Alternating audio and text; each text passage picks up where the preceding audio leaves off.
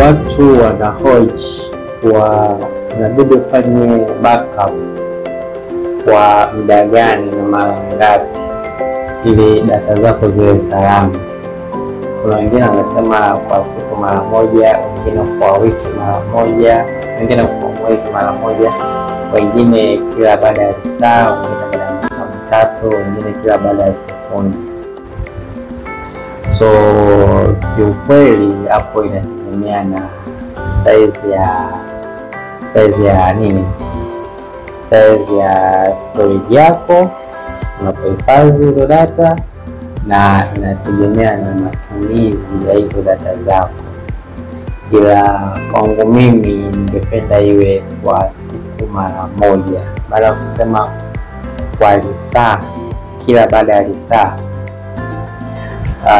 kwa hapa Bongo ni kitu ambacho hakiwezekani, kwa sababu unabidi na storage kubwa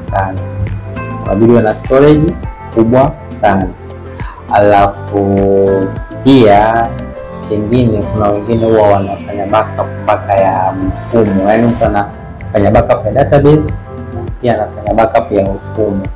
Kwa hiyo unabidi ufanye backup ya database peke yake. Kwa mfumo utafanya backup, yaani uhifadhi GitHub, uhifadhi sehemu yote ambayo unajua wewe, ila backup ni kwa ajili ya database peke yake, ambapo database inachukua KB hazifiki hata 20, itafika hata KB 10, 15, ila mfumo utachukua MB mpaka 300, 400, ambapo tuseme space ya panel yako na GB 200.